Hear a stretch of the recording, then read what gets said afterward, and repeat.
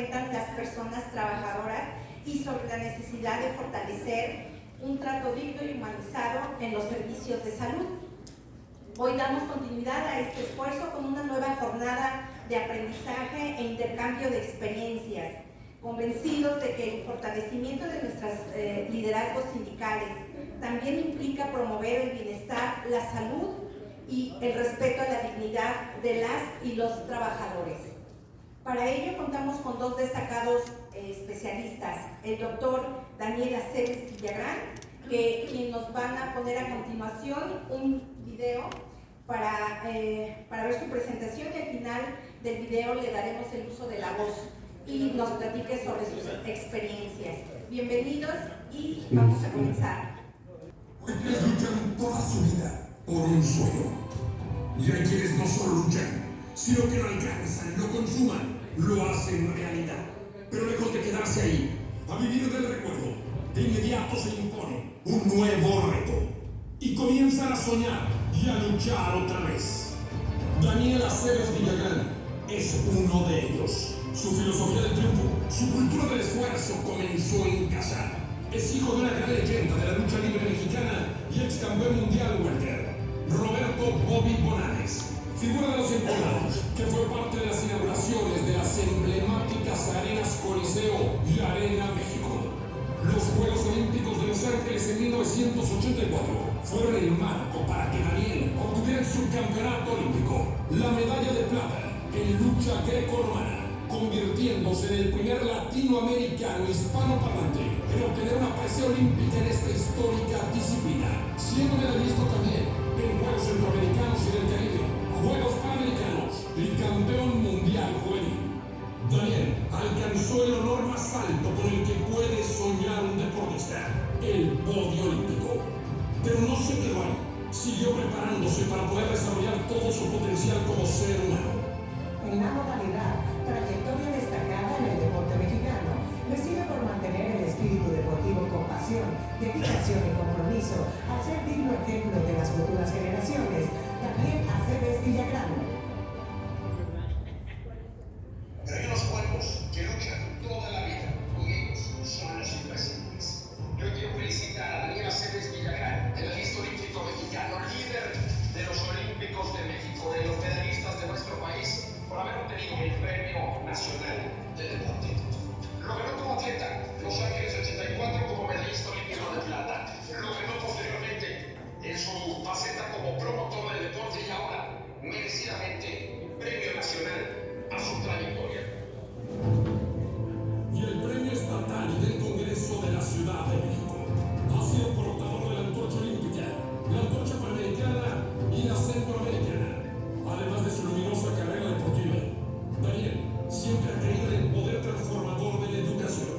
Académicamente obtuvo la licenciatura en Derecho, la maestría en Comunicación Organizacional y el doctorado en Alta Dirección. Daniel se ha preocupado por la historia del deporte y ha escrito libros dedicados al olimpismo y al bienestar social, fundamentalmente en lo relativo a la interrupción generacional de la pobreza. Preside diversas organizaciones como la de Medallistas Olímpicos de México, la Asociación de Olímpicos Mexicanos y la de Premios Nacionales del Deporte. Se ha desempeñado por 35 años como servidor público de carrera, destacando el haber sido el primer medallista olímpico con un cargo de elección popular en la primera asamblea de representantes del entonces Distrito Federal. Ha colaborado en la Procuraduría Federal de Protección al Ambiente, del Consumidor, en Fonatur.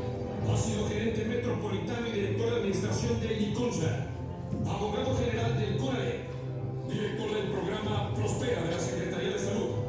Es director de la Fundación Alfredo Hargelú Deporte, en donde ha sido distinguido con el Premio Internacional Peace and Sport en el Principado de Mónaco. Daniel es un incansable promotor del deporte por el desarrollo y la paz, promoviendo la prevención de las adicciones, la cultura del autocuidado de la salud y la protección al medio ambiente y a los derechos humanos. Su filosofía personal y colectiva es la de promover que seamos mujeres y hombres con más proyectos que recuerdos. Creo que las suerte es algo que sin duda alguna tenemos que salir a buscar. Es algo que nos llega si hay perseverancia, si hay constancia, si hay disciplina.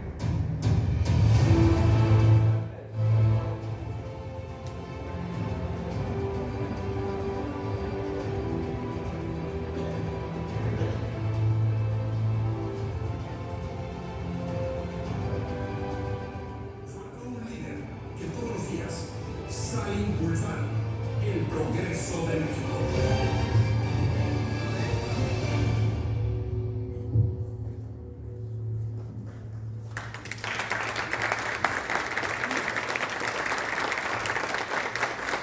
En alguna ocasión, un joven que no se sentía valorado fue con su maestro y le dijo: oiga, fíjese que yo percibo que no me toman en cuenta. Entonces este maestro tomó un anillo de oro de entre sus dedos, se lo entregó y le encargó que lo fuera a vender, pero que no obtuviera por él menos de una moneda de oro.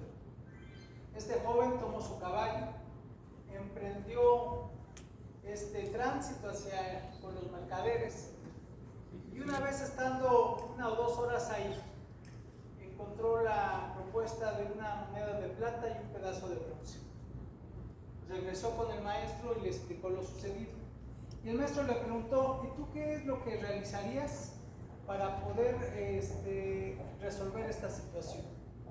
Este joven le dijo: seguramente tendríamos que ir con alguien que conozca más que nosotros. En este caso sería el joyero del pueblo. Lo autorizó a ir con el joyero, pero le encomendó regresar con su anillo. Este joven de nueva cuenta emprendió el tránsito, llegó con el joyero, lo analizó con una lupa especial y le dijo: mira, yo te puedo dar 20 monedas de oro y si me lo dejas a consignación podemos conseguir 30 o 35.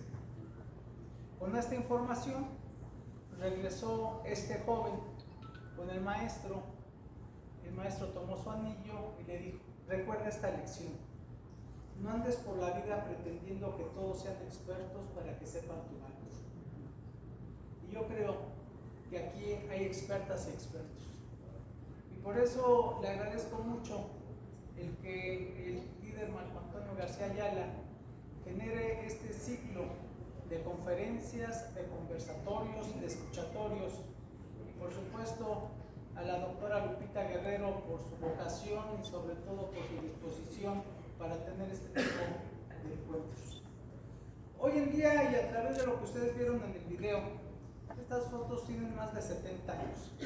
Mi papá fue luchador profesional, como se menciona, y él estuvo en esa época dorada de la lucha libre, en donde en los años 30, 40, 50 y 60, pues él iba participando.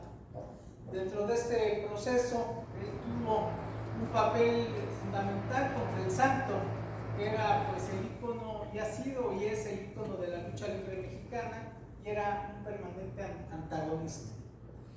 En alguna ocasión me tocó ir con mi papá a este programa de televisión que tenía el Santo, junto con Enrique Llanes, que eran parte de esta estructura de la lucha libre mexicana y que llegaron a incorporarse al tema precisamente de la televisión.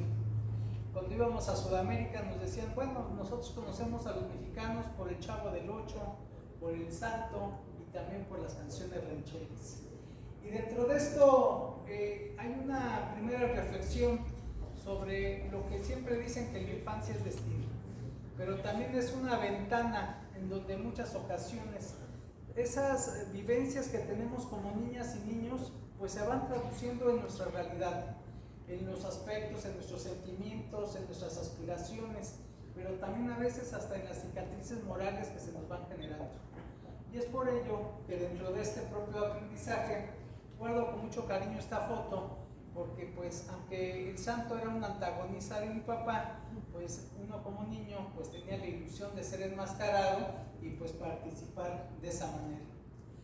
Hoy en día este atesoramiento de estas imágenes son parte precisamente de esas vivencias que tuve con mi papá. Mi papá murió hace 32 años y dentro de ese capítulo y en esas épocas pues él también entrenaba a algunos otros deportistas y algunos otros luchadores, y ahí estoy con él dentro de uno de los gimnasios que él daba clases siendo pequeño. Esta fotografía es ya en primaria.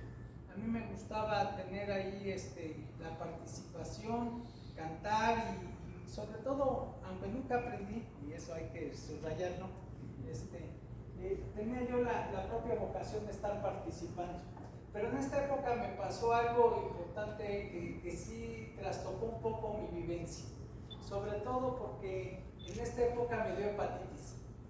Y antes había esa mala forma de tratar a un niño con hepatitis, que nos ponían en descanso absoluto y que nos daban dulces de alimentación. Es un error absoluto, ¿no? Pues es un daño hepático el que estás generando. Yo viví precisamente esa ignorancia en donde me confinaron a un espacio en la casa de ustedes, en la colonia Guerrero, y tenía yo que estar en reposo porque esa era la recomendación que se daba. Y como consecuencia me volví un niño con obesidad y sobrepeso.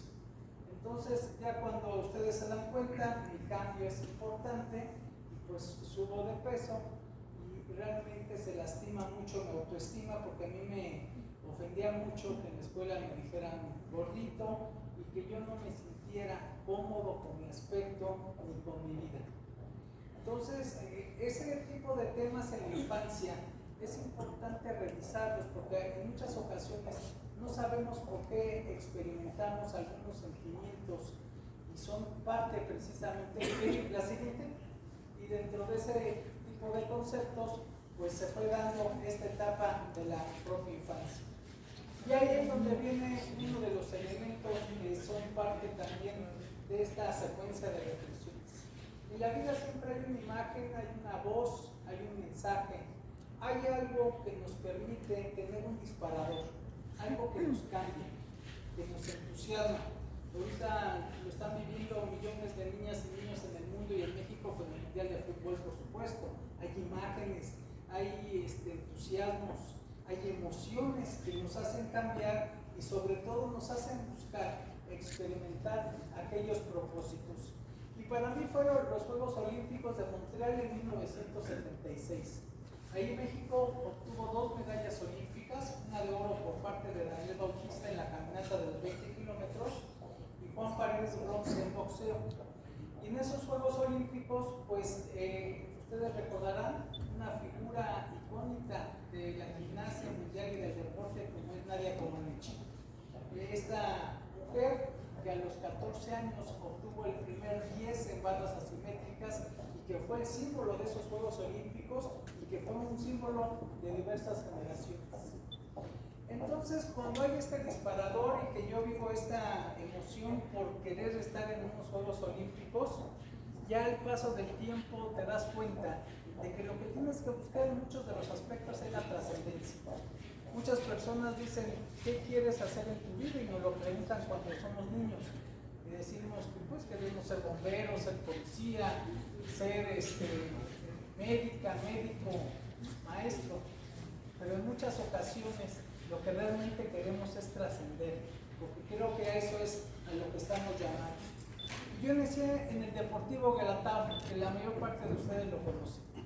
Aquí los líderes presentes pues saben que en la Lagunilla, en Tepito, hay un monstruo, porque así se llamó, de acero y de concreto, que ha cambiado la vida de muchísimas personas. En los años 70, este deportivo fue de los más modernos de Latinoamérica, porque tenía en su cuarto piso la alberca y en el tercer piso la cancha de básquetbol, etc. Fue una instalación muy moderna para su tiempo y que sigue dando precisamente esa capacidad.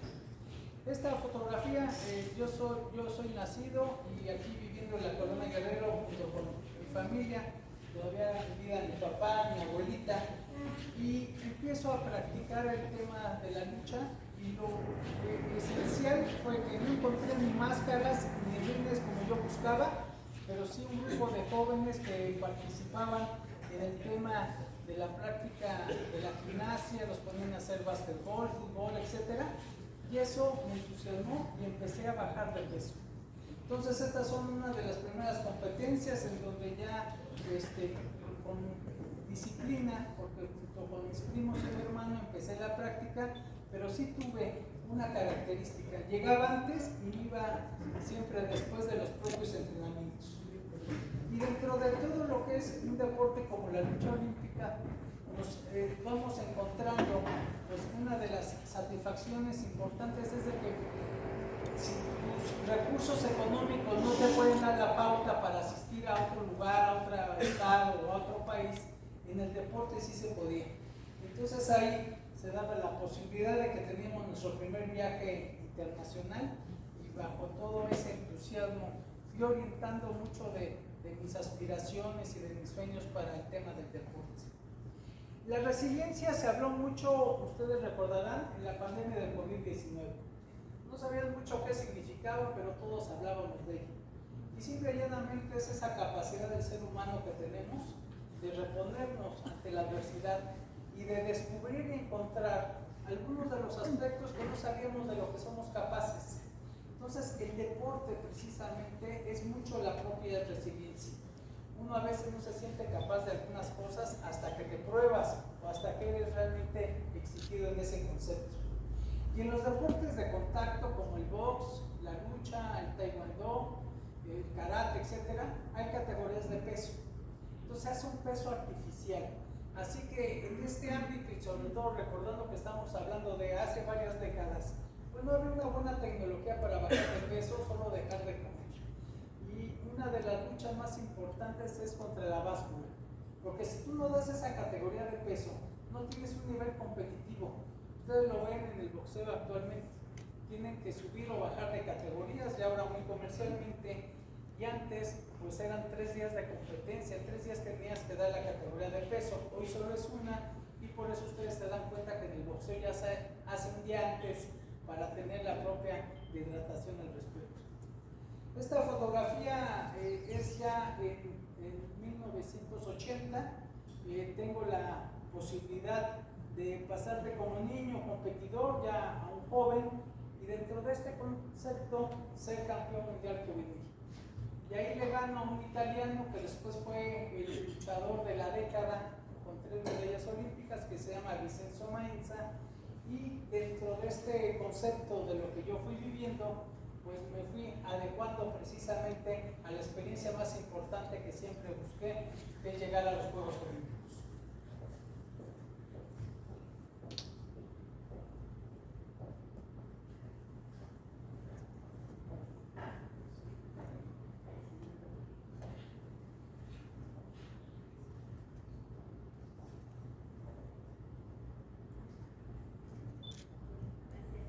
Recordarán que hubo el hombre volador ahí en esta edición de Juegos Olímpicos.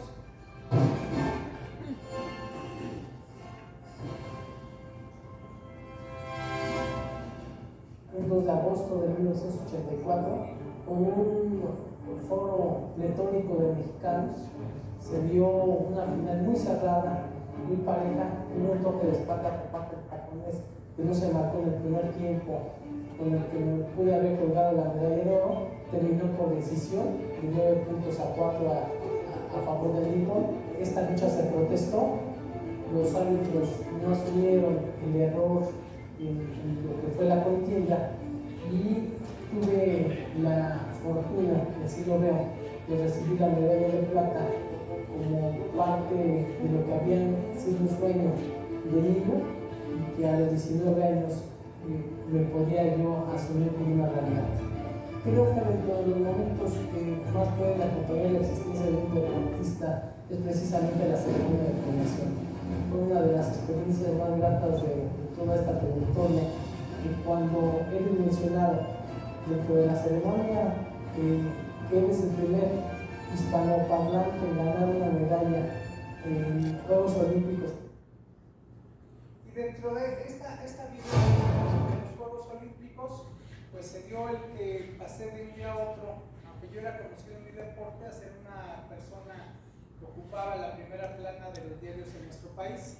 En esa ocasión ya eran casi 6 días de competiciones en los Juegos, no se había ganado ninguna medalla, Esta fue la número 37 en la historia de México y pues había mucha presión sobre la delegación mexicana, sobre todo porque pues esperaban resultados muy importantes que se dieron, pero ya posterior a esta presea. Y yo en ese entonces, después de representar el Gratao, representé a la Secretaría de Marina Armada de México. Había yo ya sido campeón centroamericano, panamericano, mundial, y había obtenido el grado de una condecoración de segunda clase y tuve un ascenso. Y aquí dentro de toda esta secuencia, pues uno de los elementos más importantes para mí y para mi vida fue precisamente que mi papá me pudo acompañar a estas ceremonias. En ese entonces, pues la Secretaría de Marina Armada de México también me convertía en el primer marino en obtener una medalla olímpica, y este era ahí en la Colonia Guerrero, donde teníamos las medallas de los 4 hermanos. Mi hermano mayor, que también participaba en lucha y que también fue a los Juegos de Los Ángeles, quedó en 12º lugar, de mis hermanas que participaban en judo y algunos trofeos que tenía también mi papá. Pero aquí vino una lección muy importante. Imagínense, nosotros regresamos, había como unas 5,000 personas en el aeropuerto recibiendo esta delegación. Ahí Raúl González y Ernesto Canto habían ganado medallas de oro en caminata, Héctor López plata en boxeo, Manuel Yoshimatsu de bronce en ciclismo y su servidor. Y pues pasamos a un escenario en donde nos recibe en ese entonces presidente de la República, Miguel de la Madrid, y tienes una serie de reconocimientos. Era un deporte amateur, no era un deporte como hoy es profesional. Eso cambió hasta 1992. Pero no obstante, teníamos pues un reconocimiento y un estatus social diferente por ser medallistas olímpicos. Y pongo esta frase porque en muchas ocasiones, cuando uno cree que van mejor las cosas, suceden eventos que trastocan todas las situaciones. Es una condición humana. A todas y a todos nos pasa, a todas las familias. A mí me pasó, porque iba yo regresando a la casa de ustedes aquí en la Colonia Guerrero, y encuentro precisamente que hay granaderos afuera de la cuadra. Y entonces voy llegando, digo, pues hubo algún acontecimiento, y pregunto, ¿qué está pasando? No, pues están desalojando una familia. No, pues no sabía yo qué pasaba, y pues resulta que era a mí a quien estaban desalojando. Entonces llegaron los granaderos, empezaron a sacar, y llegaron los vecinos, en ese entonces del Frente Cardenista de Reconstrucción Nacional, y me ofrecieron detener el desalojo. Echaron los cuetones que todos sabemos aquí en las colonias, los 3 cuetones, y llegaron como unos 300 vecinos y dijeron, no vamos a enfrentar a los ganaderos, pues no vamos a dejar que a ti te desalojen. Yo la verdad impedí que pasara eso. Yo impedí porque además de que no coincidía con ellos ideológicamente, era un asunto que tenía yo que resolver, porque aunque no era yo el mayor, pues siempre desde los 3 años como que fui el jefe de mi familia. Entonces, esta situación siempre es importante valorarla, porque cuando tú te das cuenta de este tipo de elementos y que al otro día salen todos los periódicos de ese entonces, pues te das cuenta que a pesar de que eras medallista olímpico y a pesar de lo que tú quieras, tenías una condición que te ponía una circunstancia lamentable para ti y tu familia. Entonces, después tengo esta fotografía que es actualmente de su casa. Entonces yo digo, yo creo que en la vida lo que cuenta son los resultados. Y es por eso que cuando aquí tengo 121 medallas que gané en 16 años de competencia, las antorchas olímpicas, centroamericanas, etcétera, son parte precisamente de aquellos elementos que uno tiene que sobreponerse. Aquí, por ejemplo, me tocó cargar la bandera olímpica con el Canelo, con la Miss Universo, con Julio César Chávez, con Lorena Ochoa, con varios campeones olímpicos, etc. Entonces, yo creo que sí, dentro de los propios acontecimientos de la propia vida, pues nos vamos encontrando con este tipo de elementos. Este es en la casa de ustedes actualmente, son los 4 premios nacionales del deporte. Soy la única persona que tiene estas 4 distinciones. Como hombre, como mujer es Rosario Espinosa, quien es triple medallista olímpica, Y a través de ese tipo de elementos y lecciones del deporte, uno va aprendiendo muchas circunstancias. Aquí con Manuel Molnares, que fuimos compañeros en la Procuraduría Federal del Consumidor hace muchísimos años, pues uno va precisamente tejiendo esas posibilidades de que lo que uno va teniendo en el deporte, en donde hay muchos fracasos pasajeros, uno lo tiene que ir aprendiendo y sobre todo uno tiene que irse aleccionando. En algunos aspectos aquí dentro de las participaciones se da el mucho que a veces queremos conocerlo de afuera, pero no nos conocemos nosotros mismos. Y yo les platicaba hace rato, yo como niño pues quería yo ser luchador profesional porque lo veía con mi papá, veía cómo preparaba sus botas y las pintaba de acuerdo al color del calzón o de la bata, etc. Entonces yo siempre tuve esa inquietud de ser luchador profesional y luchador olímpico, por supuesto, y hace apenas 10 años tomé la decisión de ser luchador profesional. Dije, no me voy a morir sin darme ese gusto. Y me preparé bastante, luché enmascarado, mi personaje es siglo XXI, y son de esos elementos que yo le recomiendo siempre a la gente, que tengamos una conversación con nosotros mismos y vayamos revisando algunos de los aspectos que están pendientes de nuestra existencia.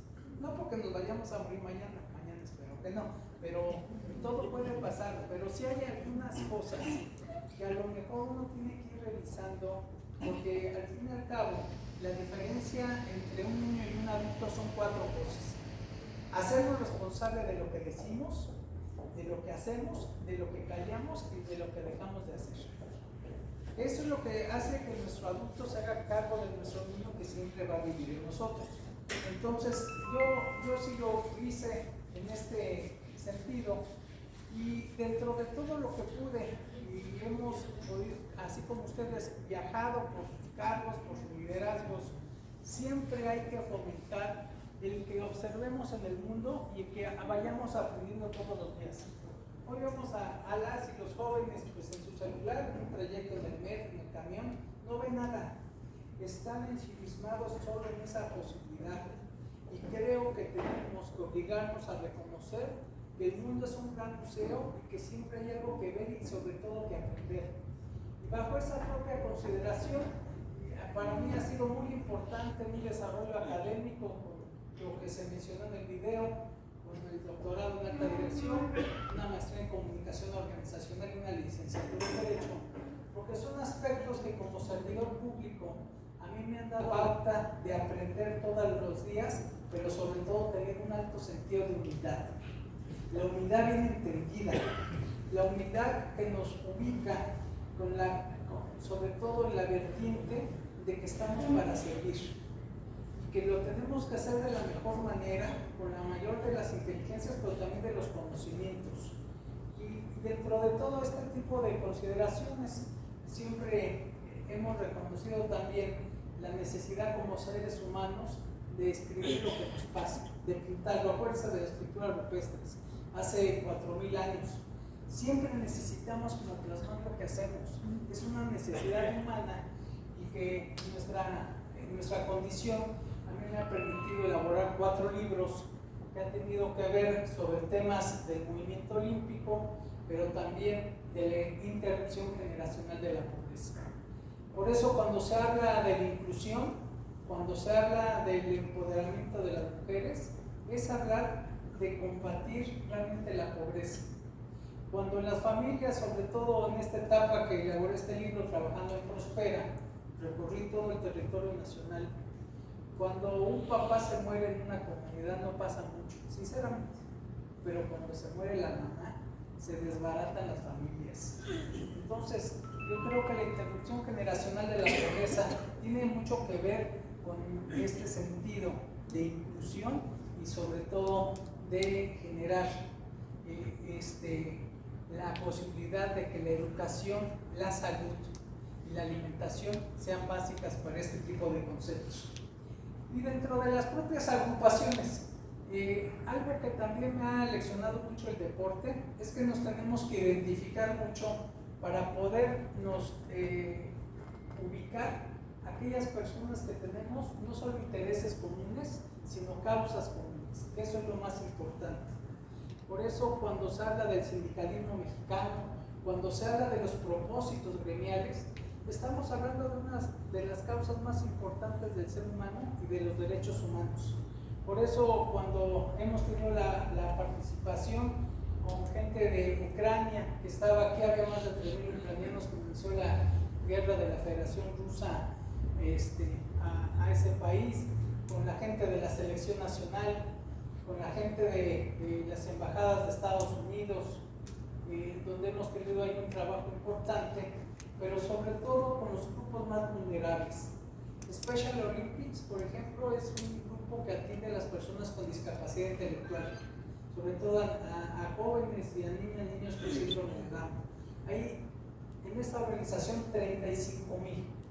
Entonces, creo que siempre es importante que estas participaciones gremiales atiendan estas causas, nuestras tradiciones, y en este contexto, para mí ha sido un privilegio, lo acabo de dejar de ser hace 15 días, el presidente de la Asociación de Medallistas Olímpicos, lo fui por 22 años. Actualmente sigo siendo el presidente de las Olímpicas y Olímpicos Mexicanos, también el próximo año, pero sí son décadas que no porque sea uno muy bueno está ahí, sino porque no hay ningún tipo de presupuesto. Entonces también se los comento. No hay presupuesto, entonces yo soy el que lo patrocino, y en ese contexto estoy en la Federación Internacional de Lucha y en la Asociación Panamericana como miembro permanente del Comité Olímpico Mexicano. Y dentro de todo este episodio quiero compartirles este extracto de 1 minuto de una película que seguramente les hace mucho sentido.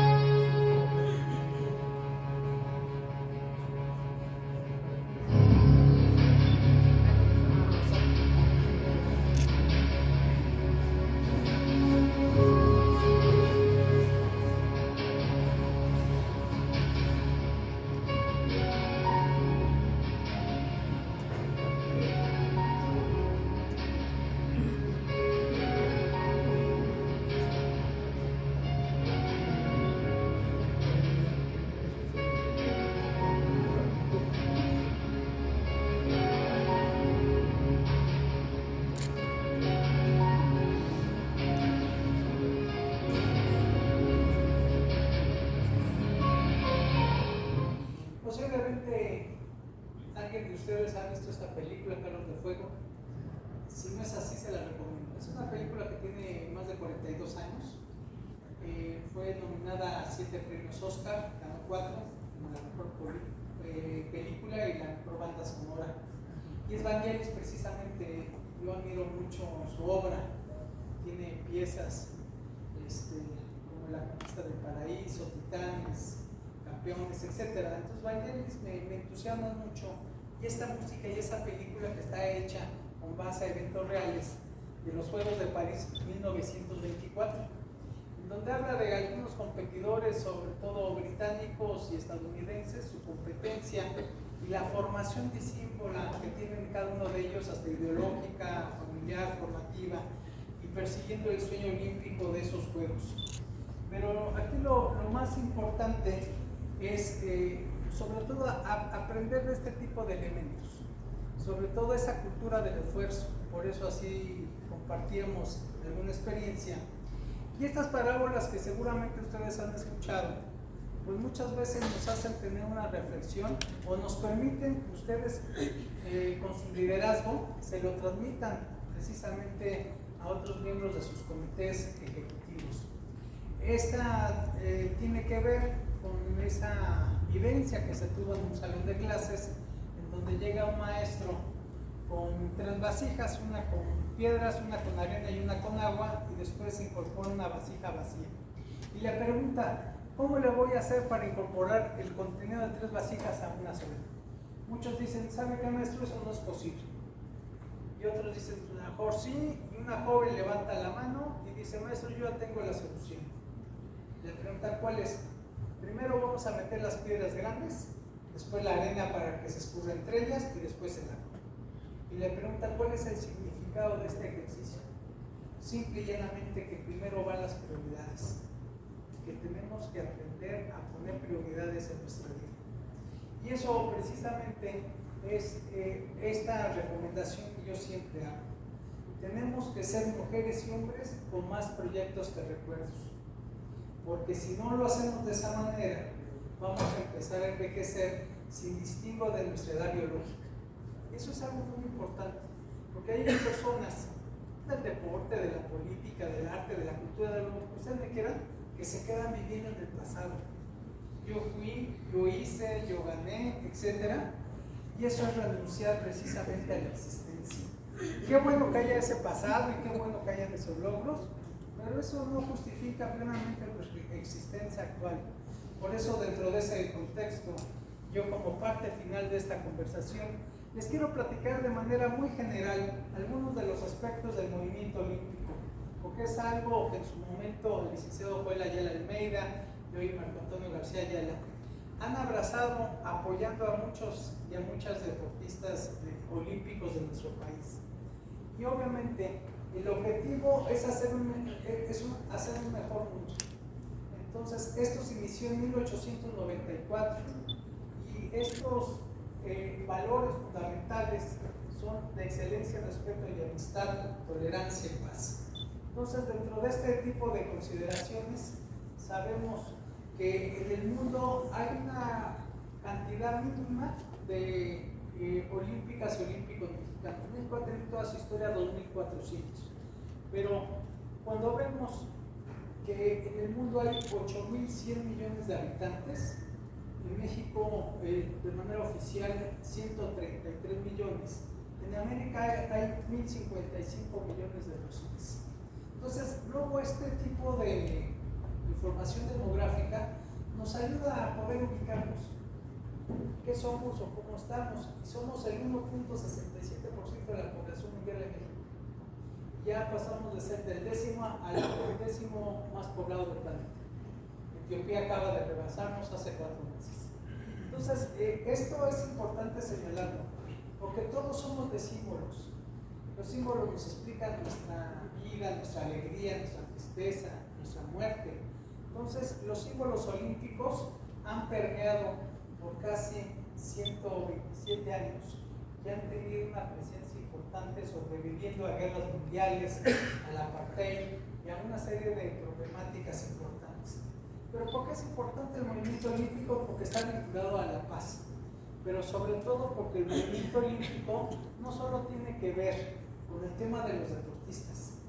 Yo por eso siempre he promovido que el sindicalismo mexicano tiene que tener todos los valores olímpicos, se tiene que apropiar de ellos. Estos son valores universales, no le pertenecen a nadie en específico. Por eso, cuando en un contexto educativo se habla de la alegría del esfuerzo, el fair play o juego olímpico, el respeto a la diversidad, la búsqueda de la excelencia y el equilibrio entre cuerpo, voluntad y mente. Hoy en día hay una nueva agenda olímpica, y aquí tiene que ver mucho con los refugiados, con los grupos vulnerables, y sobre todo reitero y subrayo y reconocer, esto no le pertenece a quienes practican un deporte olímpico, esto le pertenece a la humanidad, y yo creo que nos tenemos que seguir apropiando como el movimiento de la Federación de Sindicatos de Trabajadores al Servicio del Estado de sus principios y valores, porque tiene que ver con los derechos humanos, con el medio ambiente, con el deporte, tiene que ver con las causas sociales más importantes en donde están las personas. Hoy en día son 206 países los que integran el Comité Olímpico, la ONU le integran 197, y veía yo que la FIFA tenía como 202 países afiliados. Es decir, es el organismo internacional con más países afiliados de todas las organizaciones existentes. A mí me gusta hablar de toda la existencia de las medallas que México ha ganado. Aquí es un estudio nada más de este siglo. ¿Cuántas medallas ha ganado México en los últimos Juegos Olímpicos? Son 36, en Panamericanos, son Juegos Olímpicos de la Juventud y en Centroamericanos.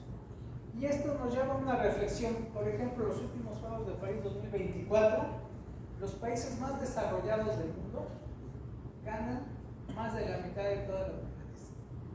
Entonces, como que hubiera una vinculación con su capacidad económica e industrial para obtener preseas. México quedó en el lugar número 65 con 5 medallas, 3 de plata y 2 de bronce. Ya cuando vemos en economías emergentes donde está pues China, la India, Argentina, Turquía, etcétera, nos damos cuenta que ganan casi el 70% de todas las medallas, y es ahí donde hay también, reitero, una reflexión importante de cómo se refleja la sociedad y la obtención de preseas de carácter olímpico. Finalmente, yo quiero compartirles una parábola que le escuché a Jorge Bucay. Él es un escritor argentino que me gusta mucho leer porque te platica sobre todo cuentos y parábolas que a veces son muy aleccionadoras. Y esta se refiere a que, como ustedes saben, la carrera espacial entre la Unión de Repúblicas Socialistas Soviéticas, la URSS, y Estados Unidos fue muy fuerte después de la Segunda Guerra Mundial. Entonces hubo una carrera armamentista, va a ver quién llegaba al espacio, quién llegaba a la estratosfera y quién llegaba a la Luna. Y sabemos que primero la Unión Soviética llegó a la estratosfera, después Estados Unidos en julio de 1969 a la Luna. Cayó la Unión Soviética, cae el muro de Berlín en el 89, en el 91 se desintegra, y ya en los 2000 los sobrevivientes de estos equipos técnicos se reunieron y empezaron a platicar sobre las dificultades técnicas que tuvieron, y salió un tema que parecía un tanto irrelevante sobre las plumas. Dijeron, oiga, ¿y ustedes las plumas para los astronautas cómo lo hicieron? No, pues nosotros, dijeron los estadounidenses, invertimos $1 millón para estas plumas de microbombeo, que hoy las usamos todos, que son las BIC. Cualquiera de ellas tiene un microbombeo, y aunque las pongas de manera horizontal o vertical, te funciona. Y dice, retrasamos un poco el vuelo por esa circunstancia. Y le preguntaron a los soviéticos, oigan, ¿ustedes cómo los emplean? ¿Ya tenían plumas? Dice, no, es que nosotros siempre pensamos en usar lápices. Entonces, la lección es, como dicen los rarámuris, mientras más compleja sea una problemática, más sencilla tiene que ser su solución.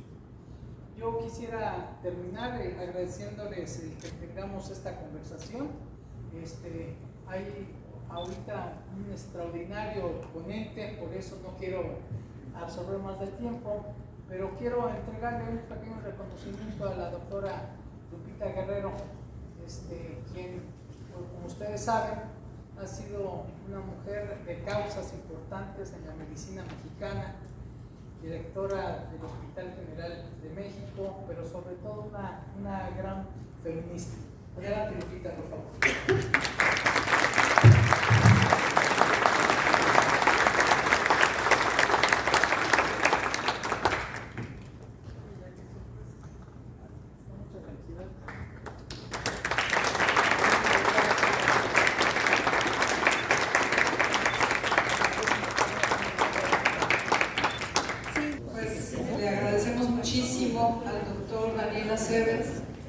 Por esta excelente conferencia. Como les prometí al principio, este ciclo de conferencias iba a ser totalmente disruptivo. Se pueden dar cuenta que sí tiene esa tendencia hacia la equidad y sobre todo la inclusión de la mujer, para que visibilicemos lo invisible. Toda la temática que se va a tratar a lo largo de las conferencias se trata de eso, de que nos demos cuenta de que las mujeres somos una parte importante de nuestras agrupaciones y que cada vez debemos de tener una mayor inclusión ganada con respeto. Pero se pueden ustedes dar cuenta pues que la equidad significa, a mi modo de ver, la persona correcta en el sitio correcto. Obviamente las conferencias del día de hoy están dadas por dos excelentes amigos, colegas, hombres, que nos van a hablar sobre temas muy importantes que tienen que ver con todos. La cultura del esfuerzo es de todos, pero a nosotras en particular nos llega. Y ahora le cedo la palabra a la licenciada María Eva Sánchez para que nos haga favor de continuar con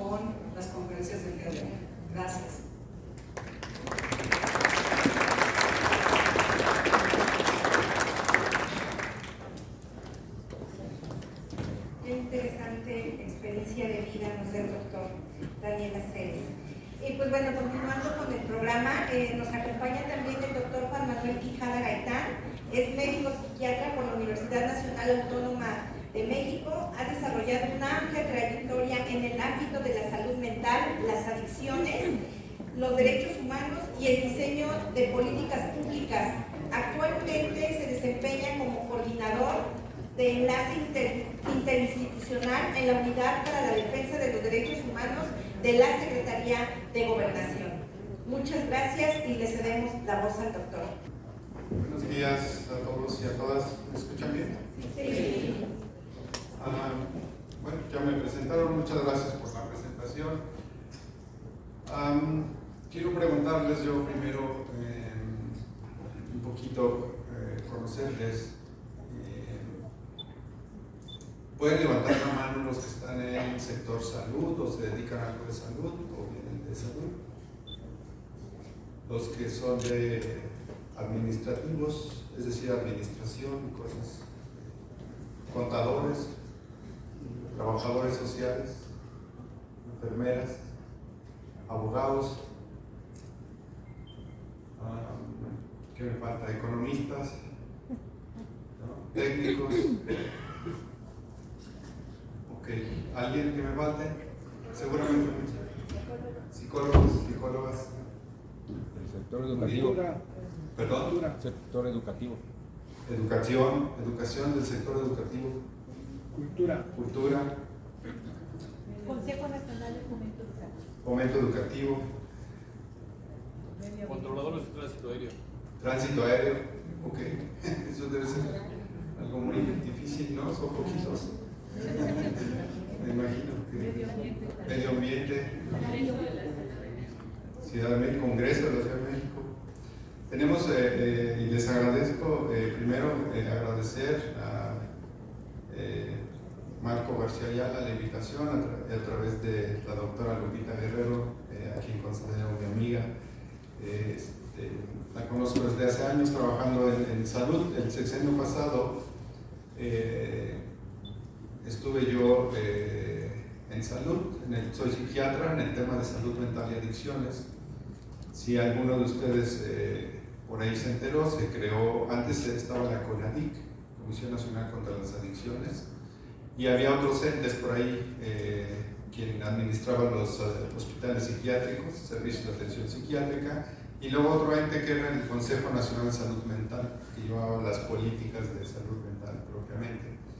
Y veníamos de un modelo que le llamamos asilar, donde el que tiene un padecimiento mental, pues hasta la fecha, porque todavía no se ha revertido, no podemos hablar de que ya está revertido el modelo asilar, funciona así. El que tiene un padecimiento mental, piensen los 100 años atrás, 1926, ¿no? La Castañeda, pues era recluido, no se sabía qué era lo que tenía y entonces pensaban que era un ente o era algo o que eran malos o era una situación que tenía que ver con los valores y entonces los metían a la Castañeda. Hablo de México, pero es algo que sucedía en todo el mundo, lejos de la sociedad, ¿no? En aquel tiempo estaba en Mixcoac.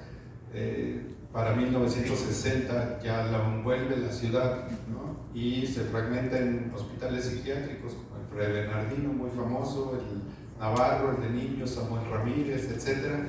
Y esto mismo estaba pasando en todas las capitales, o en casi todas las capitales en los estados, ¿no? Fuera de la que era la capital, hacían un hospital psiquiátrico, 10, 15, 20 kilómetros, y allá encerraban, por decirlo con una abreviatura muy real, muy realista,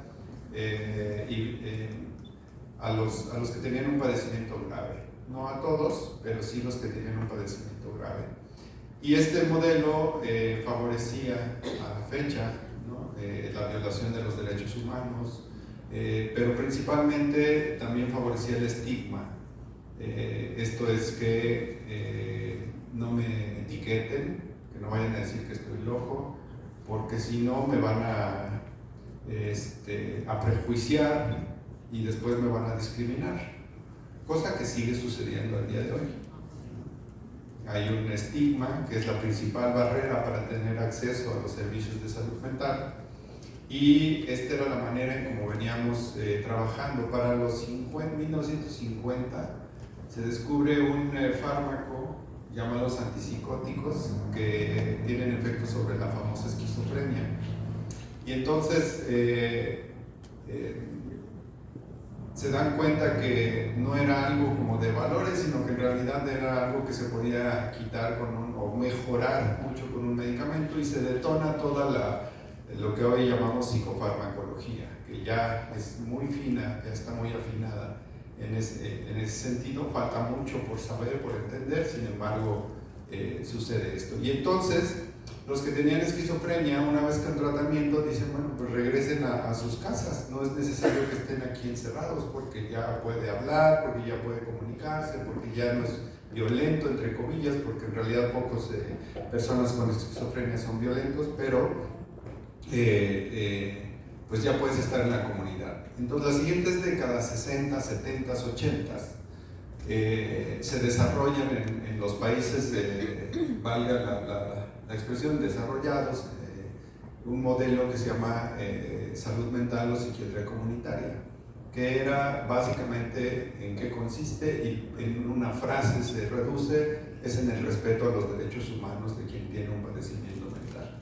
Es decir, que sea sujeto con personalidad jurídica, que sea una persona que pueda tener acceso a los derechos humanos, vivienda, alimentación, salud, educación, cultura, por supuesto. Y entonces estos modelos comunitarios que están, la primera barrera, lo más grande es el estigma, pues han venido funcionando en el resto del mundo. Y resulta que nosotros estábamos muy atrasados aquí en México. Teníamos todavía en la Ley General de Salud, que es la que rige esto, escrito un modelo asilar, de que todo quien tenía un padecimiento pues se fuera al hospital psiquiátrico y se atendiera. Y entonces sucedió que poco a poco se fueron saturando los hospitales psiquiátricos, ¿no? Se fue entendiendo más también. En los 90 según la neurociencia, los neurocientíficos lo proclamaron como la era la década de la mente o de la neurociencia, porque se descubrieron muchas cosas y tienen que ver con los físicos y los matemáticos que inventaron la resonancia magnética y la tomografía. Antes de esto solamente podíamos ver el cerebro, como le decimos los médicos, post-mortem. No sabíamos qué pasaba en su cerebro, y las neurocirugías pues siguen siendo de alto riesgo. Entonces, al no saber qué pasa, y menos a nivel funcional o a nivel de características bioquímicas, pues había mucho desconocimiento. Pero ya se había entendido que era un tema que tenía que ver con alguna alteración en el funcionamiento del cerebro. Entonces viene la resonancia magnética, evoluciona mucho. Al día de hoy podemos ver un cerebro en tiempo real con una resonancia. Podemos ver si está viendo el partido de la selección, podemos ver qué regiones se le prenden en su cerebro, qué regiones de su cerebro están consumiendo más o funcionando en ese momento, ¿no? ¿Quién consume más glucosa? Eso se puede ver entonces también en quien tiene un padecimiento como ansiedad, depresión, estrés postraumático, etcétera, el uso de sustancias, ¿no? Algo tan importante. ¿Qué es lo que hacemos? Empiezan los demás países a cambiar sus políticas para migrar de un modelo asilar, es decir, modelo psiquiátrico, centrado nada más en lo medicalizado, a un modelo comunitario, a un modelo que se fundamenta, se basa en los derechos humanos, en donde el que tiene un padecimiento puede incluso tener un papel, como le llaman, previo, en donde dice, si yo me pongo mal, tal persona puede decidir por mí, con reconocimiento jurídico, etc. Y al día de hoy todavía, por ponerles un ejemplo, en todo este país tenemos más de 1.900 personas asiladas. Algunos todavía son de la Castañeda, llegaron de niños. Entonces, en todo el país tenemos, en el Estado de México están 1.200 más o menos, es donde está la concentración más grande, pero eso sucede en cada estado. ¿Qué pasa o qué se hace? ¿Cuál fue el encargo? Y con esto termino de este tema un poquito. Que en el 2018, ¿no? 2019 a la fecha, se reestructura esta forma dentro de la Secretaría de Salud. Se hace una reforma a la ley en donde se prioriza la salud mental y el consumo de sustancias y se basa sobre los derechos humanos, sobre la Convención Internacional de los Derechos de las Personas con Discapacidad. Los padecimientos mentales toman una relevancia importante, esto más bien es una necesidad, y se crea de la extinta CONADIC, se deroga y se crea la Comisión Nacional de Salud Mental y Adicciones, la CONASAMA, donde se junta esta parte del consumo de sustancias con los padecimientos mentales, porque en realidad, hablando desde la especialidad como psiquiatra, un consumo problemático de sustancias o una dependencia de sustancias es propiamente un padecimiento mental. No es otra vez como se quedó también atrás y aparte todavía. A este no solamente se le estigmatizó al consumo de sustancias, sino además se le criminalizó al consumidor de sustancias, ¿no? Cuando en realidad es una enfermedad, cuando en realidad es un padecimiento. Entonces se conjunta esto y se crea la CONASAMA. Y en eso vamos, ya tenemos una ley de reconocimiento internacional, tenemos una comisión que conjunta las atribuciones, ¿no? Y tenemos mucha gente trabajando alrededor de esto en el cambio de paradigma, de un modelo asilar a un modelo comunitario. Eso es lo que, en general, eso es a lo que me dediqué los 6 años previos. Yo tengo más de 20 años siendo psiquiatra, antes de esos 6 a ver pacientes, trabajé en Chimalhuacán, en el puerto de Xochiaca, trabajé en Chalco, Los Reyes La Paz, Amecameca, Nezahualcóyotl, llegaba gente de Iztapalapa, teníamos tenía ellos dos centros públicos de salud mental comunitaria, en donde acercábamos a la gente, a los especialistas y los padecimientos. Entonces, bueno, tengo una presentación aquí, pero antes de empezarla, esta por supuesto que es información pública, les dejo la presentación para que se pueda repartir o replicar ahí en los chats. No pesa mucho, entonces no tendrán problema con compartirla. Pero quiero platicarles y aprovechar la oportunidad, justo porque una de las tareas más grandes y la barrera más grande que tenemos es el estigma, para explicarles, para platicarles un poquito y que se lleven a casa un entendimiento de los padecimientos mentales. Y después me voy a la presentación, que es algo que justo en los trabajos, ¿no? En lo laboral, en la vida, se comparte y cómo podemos hacer este balance, ¿no? Con nuestros trabajadores, con la base trabajadora, con nosotros, empezando con nosotros mismos y nuestras familias, ¿no? Para poder ir haciendo más que una política pública de salud, en este caso salud mental, una cultura de cuidados, una cultura de prevención, ¿no? Y hacia allá es a donde podemos ir. Pero para llegar a eso tenemos que entender primero un montón de cosas, y la primera es el estigma, ¿no? El etiquetar a alguien, el prejuiciarlo y el discriminar. Y muchas veces tenemos compañeros o compañeras que tienen un padecimiento y no quieren decirlo, y así están trabajando. ¿Por qué? Porque no quieren que los vean. Los mexicanos somos estoicos, hasta que nos doblamos, vamos al médico. Si somos jefes de familia o jefas de familia, como muy probablemente casi todos, o me apuesto a decir que el 100% de los que estamos aquí somos jefes o jefas de familia, entonces todavía somos más doblemente estoicos, porque tenemos que sacar adelante las cosas, tenemos que sacar adelante a los hijos, a los nietos, a los hermanos, a los papás, tenemos que cuidarlos, además del trabajo que hacemos. Entonces, bueno, la definición de salud mental, por ahí inicio, porque también una cosa es salud mental y otra cosa es psicopatología. Les voy a hablar un poquito o muchito de psicopatología, de manera así turbo, pero les voy a resumir mi carrera de mi especialidad de 4 años en unos cuantos minutos, y eso es lo que quiero, entre otras cosas, que se lleven para poder reducir el estigma y poder pedir ayuda de mejor manera.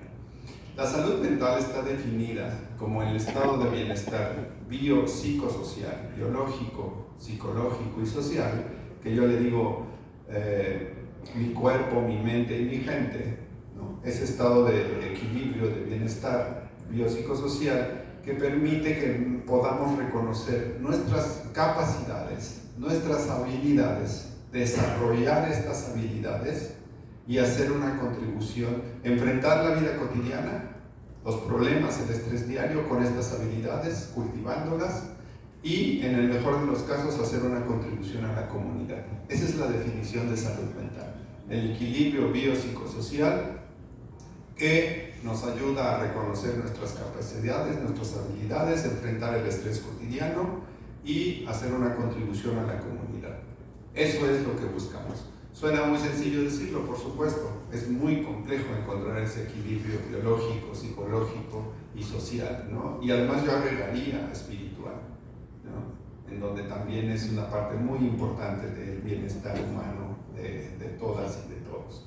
Entonces, cuando se pierde ese equilibrio, que es bastante sencillo hoy en día, o bastante fácil, porque estamos ante retos únicos, ante retos que no imaginábamos. Por muchas generaciones las cosas no cambiaron mucho, ¿no? Antes de, incluso, por supuesto, antes del internet, antes de la tecnología, pero también antes del TLC, ¿se acuerdan? Yo creo que casi todos, ya estamos como del vuelo, pues yo creo que casi todos estoy seguro que vivieron una infancia previo al TLC, donde íbamos a la Conasupo, donde íbamos, ¿no? Y tenemos los dulces, no eran los que había ahora, eran el pirulí, era uno que otro, ¿no?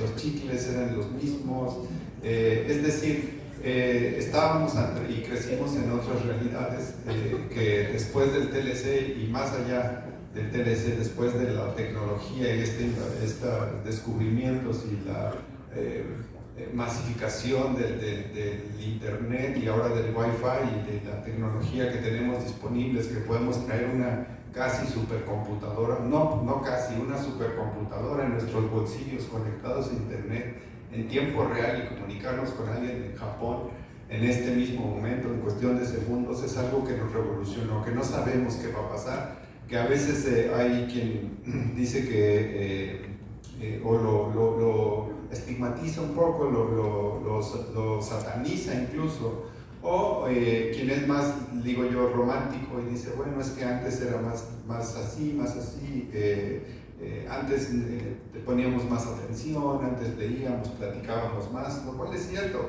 pero no solamente nuestros hijos, nuestras familias, la generación que viene atrás de nosotros lo está experimentando como nuevo, sino nosotros también, nosotros somos migrantes digitales, ¿no? Entonces eso nos pone un reto enorme, ¿no? Entre otras cosas, porque además esto hace que se comuniquen más las cosas, hace que tengamos más información y que eso nos llene de estrés, nos llene de, al final, ¿qué quiero decir con esto? Entre otras muchas cosas, de más trabajo, ¿no? O es más fácil. Antes salíamos, el que tenía la suerte tenía su teléfono en casa y si le llegaban a llamar al teléfono, bueno, pues ya era así como una casualidad, pero ahora salimos del trabajo y no vamos ni a media cuadra y ya te llegó el WhatsApp, el chat del trabajo y más otras 5 cosas, y entonces ya nos mete ante algo inusitado, es decir, algo que no, o inédito, algo que no había pasado antes. Eso es algo muy importante. Pero bueno, para que no se me acabe el tiempo, miren, hay 5 maneras de cómo se enferma nuestro cerebro, nuestra mente, para que lo entendamos en el contexto. Está bastante sencillo y esto quiero que se lleven a casa. Una manera, la primera, la psicosis. Ustedes han escuchado quién se pone psicótico, quién tiene alucinaciones, quién tiene, ve cosas o escucha voces, ¿no? Que no existen. Esta psicosis puede haber hay dos, de cada uno de estos 5 ejes que les digo, hay 20 libros más, mucha información de cada un eje, pero lo voy a sintetizar al máximo. La psicosis, que es el 1, son las alucinaciones, y llegan para quedarse, es la famosa esquizofrenia. La esquizofrenia es un padecimiento grave, es un padecimiento tipo demencia, es decir, que es progresivo, y la expectativa de vida de que alguien con esquizofrenia es de 50, entre 50 y 55 años. Tienen un deterioro biológico, psicológico y social muy importante, aún con tratamiento. Entonces, les va mejor en su calidad de vida con tratamiento, pero es un padecimiento grave. Y la psicosis, cuando se quita, es la famosa psicosis breve. Esta puede durar meses o semanas, casi siempre dura un mes en promedio, y esta es inducida por diferentes cosas, desde un trauma y el día de hoy principalmente por sustancias, las famosas metanfetaminas. Es muy rápido, después de unos pocos meses de usar metanfetaminas, uno puede desarrollar psicosis. Antes, la psicosis es lo más aparatoso, de las cosas más aparatosas, eso y la conducta suicida dentro de la salud mental, ¿no? Antes, el número 1 de ingresos a un hospital psiquiátrico, el Fray Bernardino, era por esquizofrenia. Al día de hoy, el ingreso número 1, los que más llegan e ingresan a hospitalizaciones psicosis breve, secundario a consumo de sustancias, en este caso el cristal. Es el ingreso número 1, es decir, las camas ahora en los hospitales psiquiátricos están llenas de chavos y chavas que se psicotizaron por usar metanfetaminas. Entonces, hay psicosis. 1, dejémoslo ahí. Tiene que ver con muchas sustancias y muchos sistemas ahí. 2, los trastornos del ánimo. Los trastornos del ánimo es lo más prevalente en todo el planeta, que es la depresión y la ansiedad. Ambos son grandes espectros, cada uno es una gran paleta de colores, todo un espectro de la depresión. Desde ahí mucho tiempo estuvo incluida la conducta suicida, se asociaba mucho a la depresión. Al día de hoy es un ente por separado, dado que hay personas que se suicidan sin antecedentes de haber tenido depresión, siquiera tristeza. En la depresión hay desde cosas leves que nos permiten funcionar al día con día, y que de repente decimos, pues es que así es ella, así es él, ¿no? Como que bajito, y así lo tomamos, y la misma persona lo normaliza, se acostumbra y alcanza a funcionar. Hasta depresiones muy graves, ¿no? En donde la persona se quiere suicidar, ¿no? Y es todo un espectro. Hay depresiones ciertas de tipos como melancólicas, hay otras como agitadas, hay depresiones con ansiedad, que es la mayoría, se juntan, ¿no? Y luego el otro, que es la ansiedad, que es el 80% de la consulta o de la petición clínica al día de hoy, ¿no? Los que tienen un problema de ansiedad.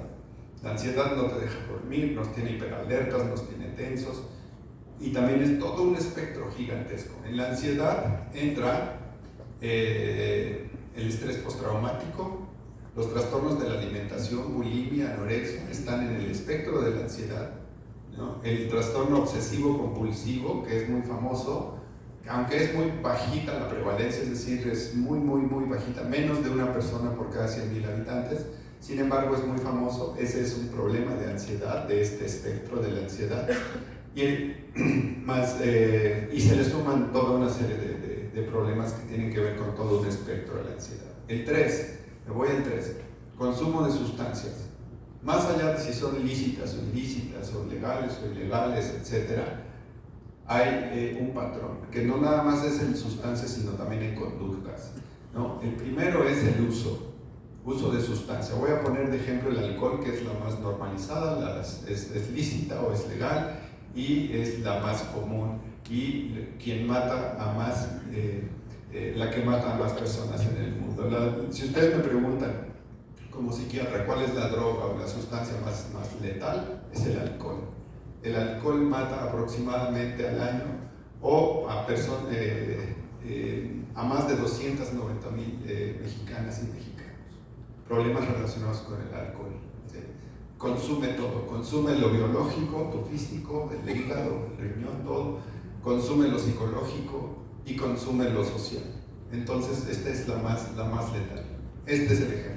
Uso es cuando, son 3 niveles. Uso es cuando tomo alcohol de repente, el uso social llamado, ¿no? Como la gran mayoría probablemente de los que estamos aquí, que el fin de semana en la fiesta o viendo el partido nos echamos una cerveza o algún destilado del que nos guste, ¿no? El mezcal que está de moda, o para nosotros pues era el tequila y el Bacardí don Pedro, Azteca de Oro, me acuerdo, seguro todos estos, pero bueno, un destilado, uso, cuando es de vez en cuando, ¿no? Y no nos genera problemas. Abuso, ese es como un escalón arriba. Abuso es cuando me meto en un problema. Si yo me meto en un problema por el consumo de una sustancia, estoy en un patrón de abuso. A lo mejor consumí una sola vez al año, el día de mi cumpleaños o en Navidad o el día del partido, pero choqué, me peleé con alguien, perdí algo, rompí algo, destrocé algo. Si me metí en un problema por el uso de la sustancia, estoy cayendo en el siguiente escalón, que es el abuso de la sustancia, aunque sea una sola vez al año. Y dependencia, que es el escalón más alto, que es la famosa adicción. Cuando ya decimos tiene adicción, es cuando ya se consumió por el suficiente tiempo para que se reconfiguraran los sistemas de recompensa del cerebro. Y entonces esto es irreversible. Una vez dependiente, siempre dependiente. Para saber o entender que alguien tiene dependencia, es hacernos o ver a la persona y ver que su consumo lo hace ya no para sentirse bien, sino para no sentirse mal. Es decir, si dejan de consumir, empiezan a tener algo que se llama síndrome de abstinencia, que es como la ansiedad, a sudar, a dolor de cabeza, se ponen irritables, se les sube la presión, pasan una serie de situaciones y se sienten muy mal hasta que vuelven a consumir. Y entonces ya su cerebro está acostumbrado a esto y por eso se hacen dependientes. Ya no lo están disfrutando, en realidad ya no es placentero, más bien es para no sentirme mal. Si yo consumo cualquier sustancia o hago una conducta como apostar, por ejemplo, o de cualquier otro tipo, para no sentirme mal, porque si no la tengo, empiezo a sentir abstinencia, entonces lo más seguro es que estemos frente a una dependencia a la tal o cual sustancia o conducta. Y en cuarto lugar, ahí voy, los trastornos de personalidad, que seguramente han escuchado muchísimo, y que tiene un trastorno de personalidad, y que el trastorno límite, que es narcisista, y que es esto. Hay modas, y qué bueno que esté hasta de moda estos problemas, porque nos va a ayudar mucho a que mejore la salud, no solamente individual, sino colectiva de las personas. Entonces, los trastornos de personalidad. La personalidad se compone de carácter y de temperamento. Todos han escuchado esas dos palabras. El carácter es lo que aprendemos, la conducta aprendida, lo que aprendemos en nuestro entorno. Y el temperamento es la conducta heredada, la que heredamos. Esa es muy fácil de ver en los niños, se ve a todas edades, pero es muy fácil de verla en los niños, en los bebés, cuando dicen, mira, le hace como el abuelo, le hace como el papá, le hace como mamá, esto lo sacó, es así como uno lo ve, ¿no? Como conductas repetidas. Esa conducta que es heredada, que no tenemos mucho control sobre ella, es el temperamento. El temperamento y el carácter se van entrelazando, y por supuesto el medio ambiente, se van entrelazando y van tejiendo lo que va a ser nuestra personalidad final. Y hay tres tipos de personalidades: la personalidad tipo A, tipo B y tipo C. La tipo A son introvertidos, personas que en general no les gusta mucho socializar, que no estoy hablando que estén enfermos ni que estén mal, simplemente personas que así su personalidad es, no hablan mucho, les gusta más estar en casa, les gusta más con un mundo interno muy rico y un mundo externo quizá no tan rico. El tipo B es lo contrario, los extrovertidos, los que su mundo externo es muy rico y su mundo interno no tanto, y que andan ahí en la fiesta, y que andan ahí, pues sí, que andan más hacia lo externo, ¿no? Esa es la personalidad tipo B. Y la tipo C son personas ansiosas, que su carácter y su temperamento les tejieron de una manera ansiosa. No que tengan un padecimiento de ansiedad, sino que su personalidad es así. Esto son lo que ahora les dicen los ñoños o los nerds, por decirles o por ponerles o acercarles un ejemplo, ¿no? Quien siempre está puntual, quien es muy disciplinado, quien todo eso. Está bien, ¿eh? No estoy hablando de problemas de personalidad. Quien es así, quien es muy con mucho autocuidado, con cuidarse a los demás, quien es muy ansioso de personalidad. Esa es la tipo C. Lo normal es que predomine una de estas tres. Por ejemplo, yo me voy a poner de ejemplo, en mí predomina la tipo B, pero lo normal y lo sano es que podamos modularnos hacia la tipo A, en mi caso, y hacia la tipo C cuando es necesario. Si yo me puedo modular y me puedo estabilizar según la circunstancia, eso es lo normal, pero predomina en mi núcleo es tipo B. El famoso trastorno de personalidad, cuando ya podemos decir es un trastorno de personalidad, es cuando alguien carece de modulación. Es solamente de un solo núcleo, no puede modularse. Y entonces tiene un montón de problemas relacionales y con sus vínculos. No solamente con personas, sino hasta con las instituciones. Seguramente, estoy segurísimo, así apuesto lo que quieran a que ustedes dentro de su trabajo tienen más de una persona o han encontrado casos en los que la persona no se sabe relacionar con su trabajo. Ya no nada más con sus compañeros, sino con la institución misma en sí, ¿no? Ya sea la escuela, ya sea el trabajo, o ya sea incluso una institución de deporte o de otro tipo de cultura, no se saben relacionar con sus diferentes áreas porque carecen de esta modulación. Al carecer de esta modulación, están constantemente rompiendo estas relaciones o no terminan de construir estos vínculos. Ese es un trastorno de personalidad. Y en el último, el quinto renglón, ya casi acabo, es los famosos llamados trastornos o padecimientos neuropsiquiátricos. Como su nombre lo dice, es de base neurológica. Es decir, que el problema es anatómico, fisiológico o funcional de un área del cerebro. Un ejemplo muy común es la famosa epilepsia, ¿no? La epilepsia, hay un foco de epilepsia, esa área o esa región del cerebro no funciona muy bien, cada vez que convulsiona se pone peor, cada convulsión se va poniendo peor, y si esa área, por ejemplo, o ese foco de epilepsia está insertado en el área donde regulamos nuestras emociones, pues se va a traducir en un montón de síntomas de una mala regulación de las emociones. Si también puede ser un tumor, también puede ser un accidente vascular cerebral, los famosos infartos cerebrales o derrames cerebrales. Dependiendo del área que afectó, se va a traducir en síntomas que muchas veces son de la conducta. No necesitan ser grandes, si es un accidente, por ejemplo, no necesita ser tan grande. A veces, con lesiones de 2 o 3 milímetros en un lugar muy desafortunado del cerebro, muy fundamental, ya el daño es muy grande. Y me ha tocado ver en neurooncología personas que llegan con una placa y ve uno un boquete, así de verdad es un boquete en el cerebro, y la persona llega caminando, se sienta y como si nada. O sea, es una cosa que no depende del tamaño, sino en realidad de más bien de la función, ¿no? y la región que fue dañada. A veces otra que no tiene que ver con daño, sino más bien con función, el famoso trastorno por déficit de atención. Se sabe que es un sistema de recompensa el que falla, ciertas sustancias, los neurotransmisores como les llamamos, o sustancias químicas del cerebro, que son las que fallan o no se producen bien, y entonces se traducen en un trastorno, en este caso déficit de atención. Y así el espectro autista, el trastorno del espectro autista está ahí justamente. Se desconocen todavía muchas de sus causas, pero finalmente son como partes del cerebro que no están prendiendo bien, o como si fuera un arbolito de Navidad, hay foquitos que no prenden, o a veces sí, o a veces incluso prenden hasta de más, ¿no? Por eso de repente son muy sensibles. Entonces hago el resumen. 1, psicosis. 2, trastornos del ánimo, ansiedad, depresión. 3, consumo de sustancias, uso, abuso y dependencia. 4, trastornos de la personalidad. Y 5, trastornos neuropsiquiátricos.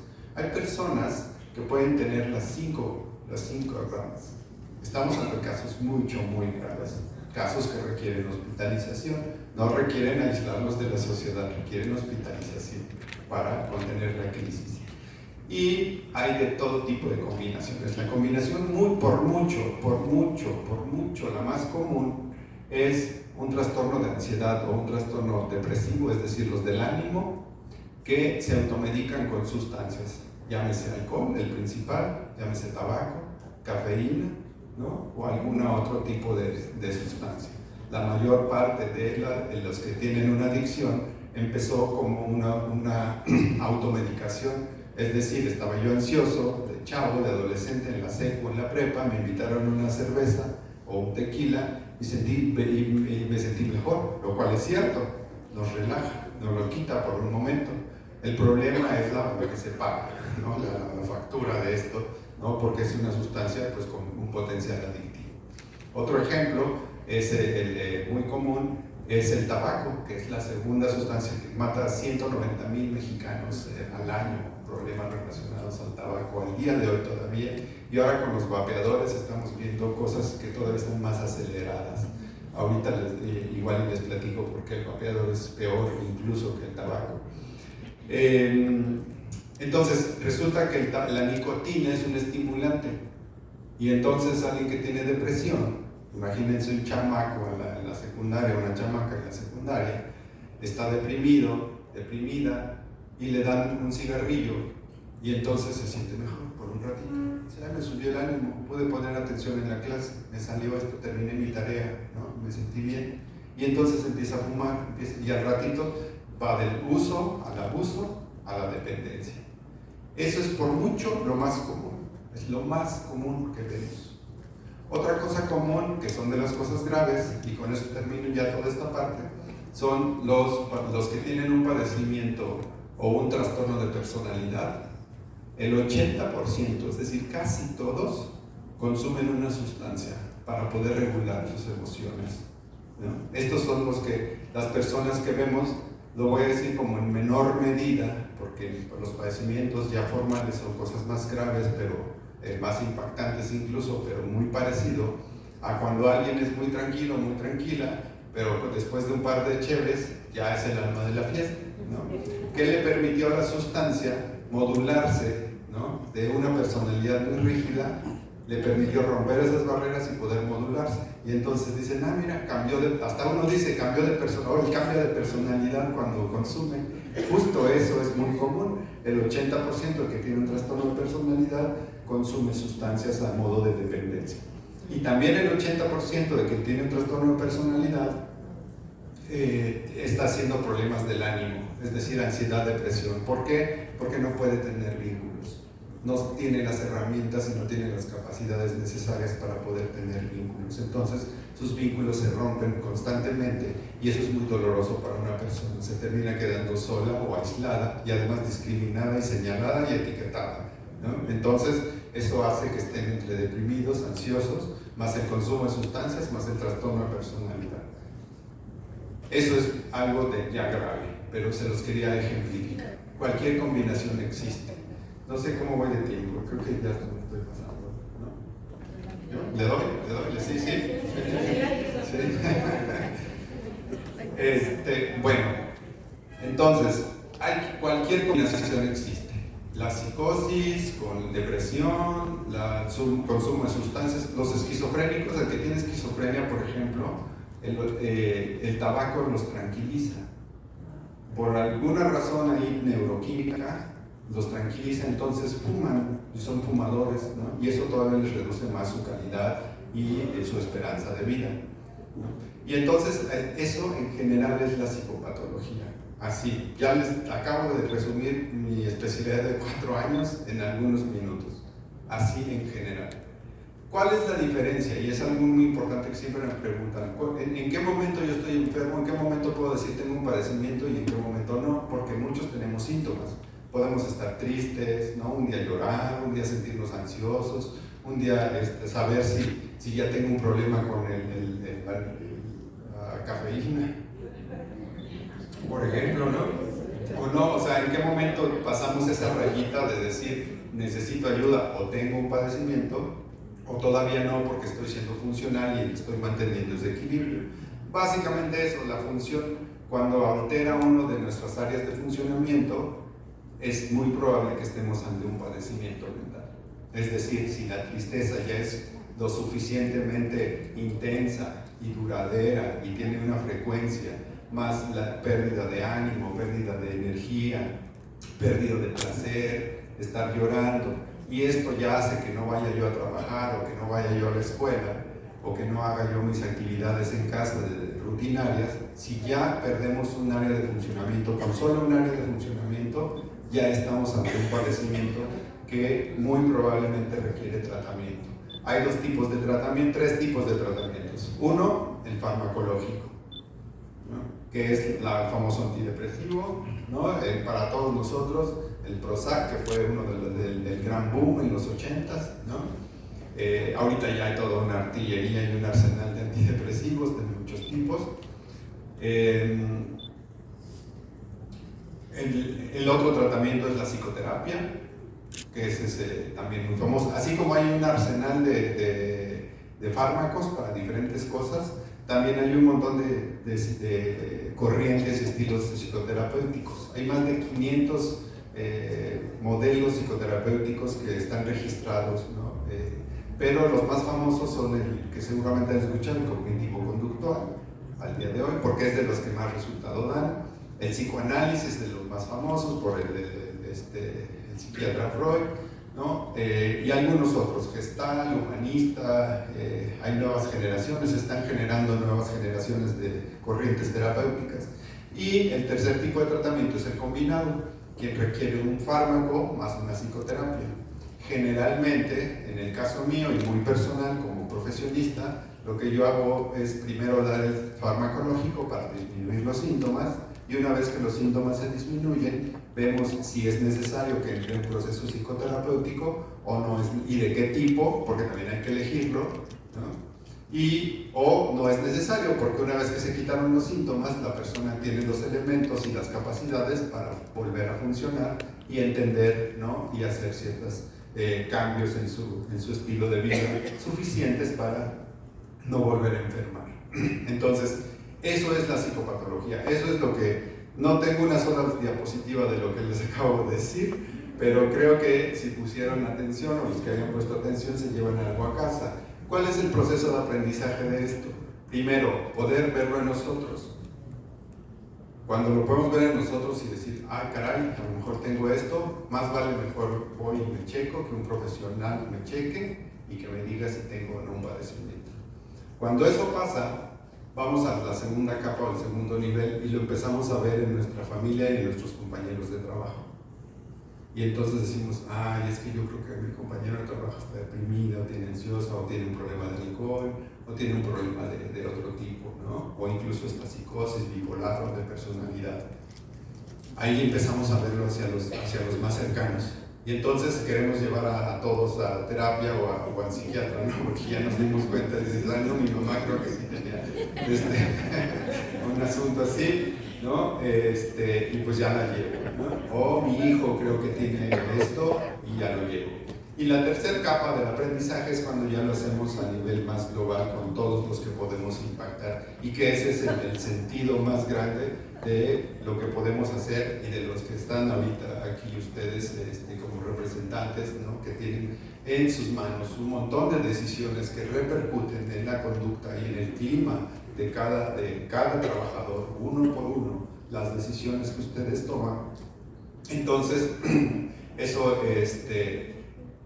cuando llegamos a ese nivel, ¿no? Ese como un nivel, digamos, no niveles en el que mejor o peor, pero son como tres capas del conocimiento. Primero, conocernos a nosotros mismos, conocer nuestro entorno próximo, que es nuestra familia, y luego conocer nuestro entorno ya menos próximo, más distal, pero sobre el que tenemos competencia, ¿no? Que son todos los agremiados en este caso. Entonces, ¿qué es lo que vemos ya con los agremiados? Y creo que ya se apagó aquí la presentación. Pero en general, ¿qué es lo que más vemos? El famoso burnout, ¿no? El famoso desgaste. ¿A qué los invito? Más bien, déjenme checar el tiempo porque no quiero abusar del tiempo de todas y de todos, ¿no? A ver, ahora ¿cuál es la solución?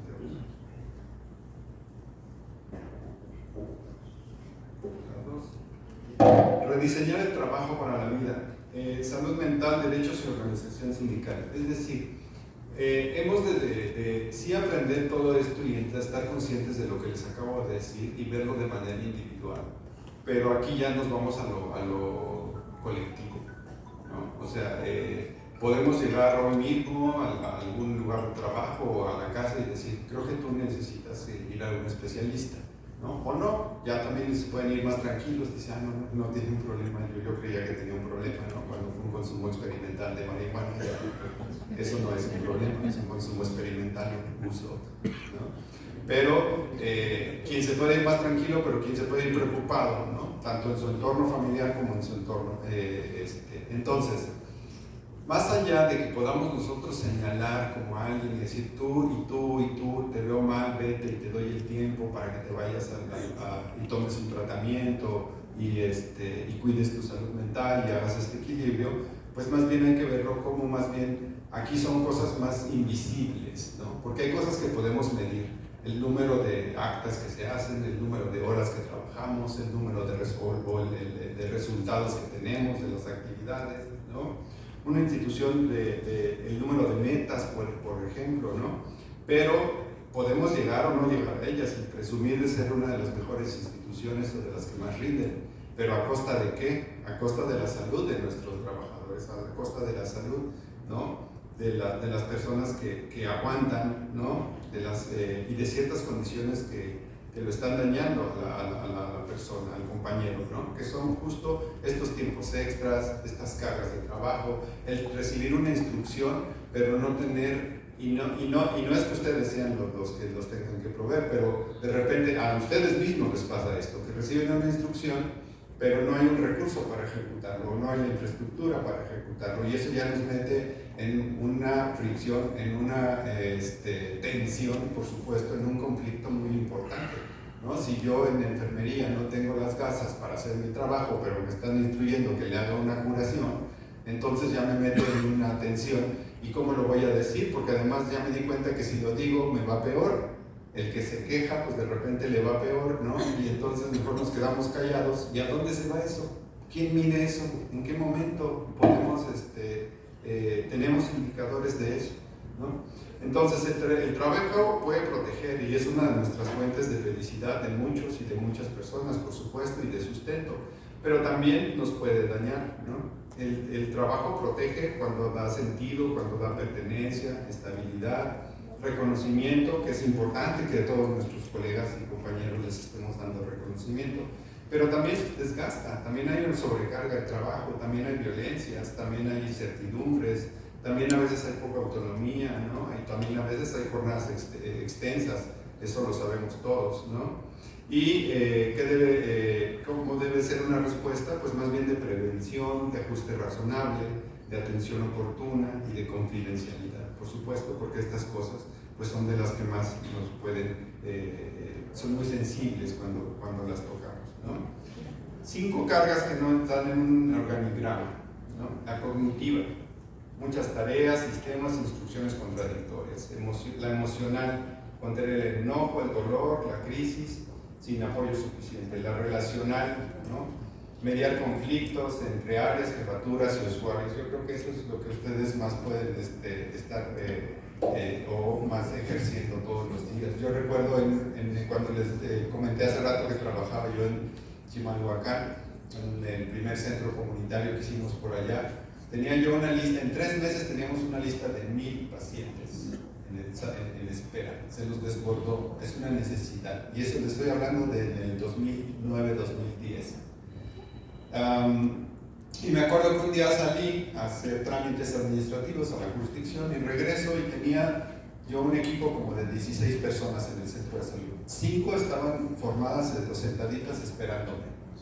Las 5 entraron yo era el director del centro, las 5 entraron a mi consultorio, todos lloraron por diferentes motivos. No tenían conexión ninguno de ellos, o sea, no era entre ellos la bronca.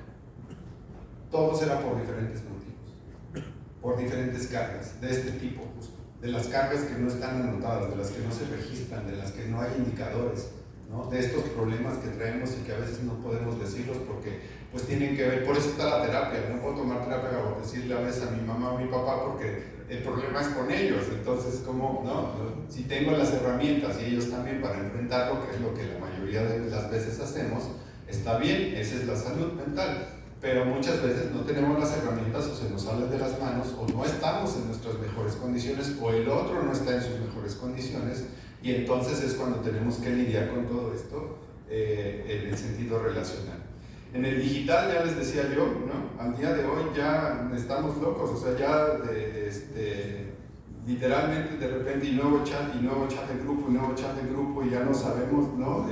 Y se nos va un mensaje y se nos fue hasta atrás, y entonces pues ya tenemos un reto impresionante, ¿no? Y por supuesto el ético, ¿no? Que es pues justo el acercarse, el deber ser, ¿no? Me voy a ir más rapidito ya para terminar. El desgaste aparece cuando se rompe el equilibrio, ¿no? De la responsabilidad, los recursos, el control y el reconocimiento. Por supuesto, si no hay un equilibrio en esto, ¿no? En cuanto a todas, están en una línea, pero en realidad deberían estar en un círculo estos, en donde todas son interdependientes, ¿no? Todos, hagan de cuenta que estos son los aros olímpicos que ahorita nos presentó el doctor, ¿no? Precisamente todas son como anillos que están, si uno falla, el otro se va a mover. Esa es la teoría general de los sistemas, que es básicamente sobre lo que muchas de las profesiones estudian, psiquiatría también. Irving von Bertalanffy, el holandés, de la teoría general de los sistemas, lo usamos los psiquiatras no solamente para la psiquiatría, sino para la psicoterapia, también en este caso la famosa terapia sistémica, justo así se llama. ¿Qué podemos hacer para mapear un poquito, ¿no? Y uno puede preguntar desde preguntas no mandarles un cuestionario más, sino tomar el pulso, ¿no? A nuestras personas que le quita más la energía, ¿no? A los trabajadores, qué problemas se han normalizado, ¿no? Seguramente todos han escuchado de esta famosa de la ceguera del taller. Levante la mano quien no ha escuchado de la ceguera del taller. Ok, es muy rápido explicar. La ceguera del taller le dicen del taller porque imagínense un taller mecánico. ¿Cómo se lo imaginan? Hecho todo un desmadre, sí, en general. ¿No? Hay uno que otro mecánico que es obsesivo o es de personalidad tipo C y es muy ansioso y tiene ahí todo, ¿no? Y hasta las huellas dactilares, así de ya me manchaste mi pinza, ¿no? Pero en general, pues ellos saben dónde está todo el mecánico, pero uno ve una cosa realmente desorganizada a veces, ¿no? ¿Qué pasa? Porque eso fue sucediendo poco a poco. Esa es la ceguera del taller.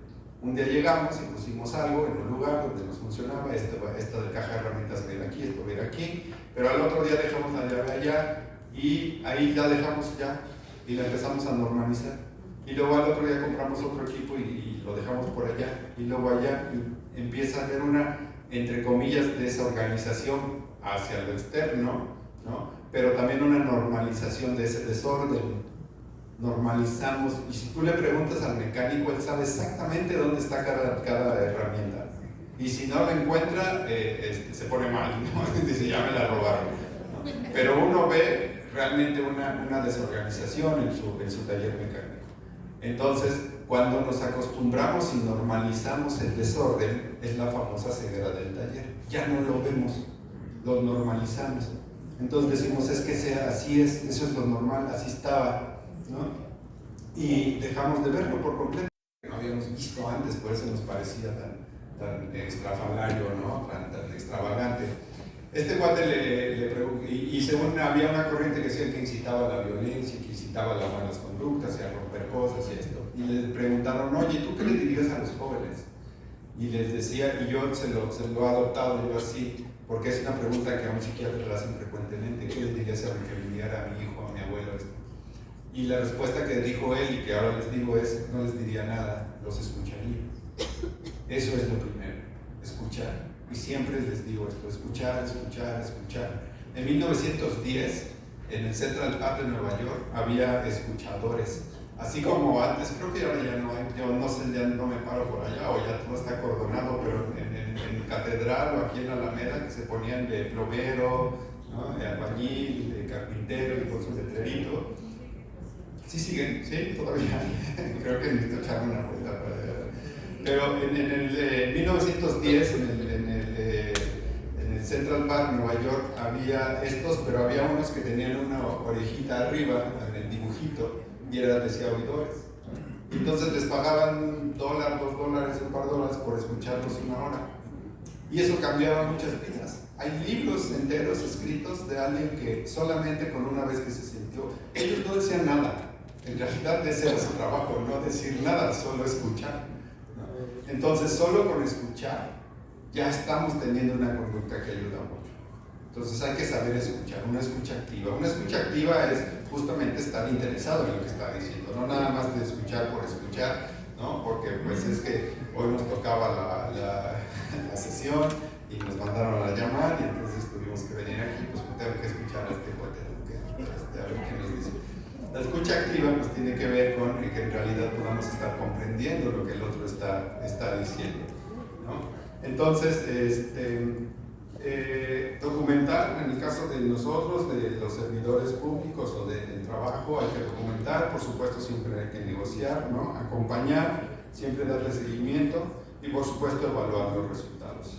Esta ruta que les decía de 90 días, un mes para escuchar y mapear. Escuchemos así libremente lo que nos tengan que decir la comunidad, ¿no? Otro mes para priorizar y sentar una mesa, para establecer una estructura, ¿no? Y poner las prioridades. Hace rato el doctor nos hablaba y nos decía lo prioritario, ¿no? Hay que saber qué va primero, si no queremos meter todo al mismo tiempo y pues no se va a poder, ¿no? Y otro mes para acordar y hacer mediciones, ¿no? Ante qué fenómeno estamos. Entonces, esta es la última, con esto termino. Nadie debería enfermarse para demostrar compromiso, que es lo que pasa muchas veces, ¿no? Se enfermó porque, como les decía al principio, somos tan estoicos que hasta que nos doblamos, vamos al médico. Hasta que nos duele algo y estamos de veras doblados, lo sentamos y vamos al médico. Y de repente eso se reconoce y se reconoce mucho, ¿no? Pues qué ovarios tiene y qué huevos tiene, porque, ¿no? Aquí, a pesar de todo eso, aquí está y esto. En realidad, pues creo que viéndolo desde otro lado, pues en realidad el trabajo debe ser bien una fuente de bienestar, ¿no? No una fuente de agotamiento. Cuando nos gusta lo que hacemos, cuando nos gusta lo que tenemos reconocimiento y tenemos metas y tenemos instrucciones claras, ¿no? Pues una institución verdaderamente eficiente cumple su misión sin destruir a quienes lo hacen posible. Ustedes hacen posible la PETSE, ustedes hacen posible sus sindicatos, ustedes hacen posible que funcionen muchas cosas todos los días, pero lo hacen posible y no tiene que ser a costo de su salud, ni de su bienestar biopsicosocial, ni del biológico, ni del psicológico, ni del social. Tiene que ser más bien una fuente de enriquecimiento y de protección de nuestro físico. El trabajo puede serlo, ¿no? De lo psicológico, las buenas relaciones, cultivar también nuestro espíritu y nuestro mundo interno, y de lo social, de tener los mejores amigos, hermanos, compadres, ¿no? En el trabajo y en el lugar donde nos desenvolvemos.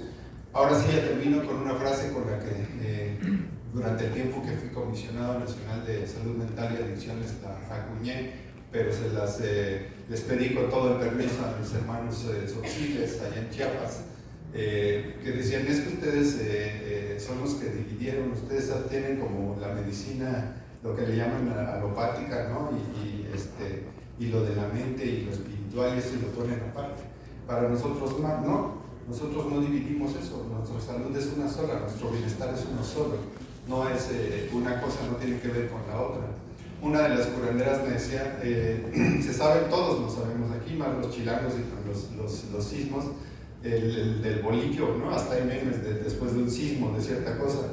Y me decía una médica tradicional de allá de Chiapas, que y tiene todo el sentido, escúchenlo, lo del bolillo, que no se trata de comerse el bolillo, se trata de quitarle el migajón, masticar el migajón y después escupirlo.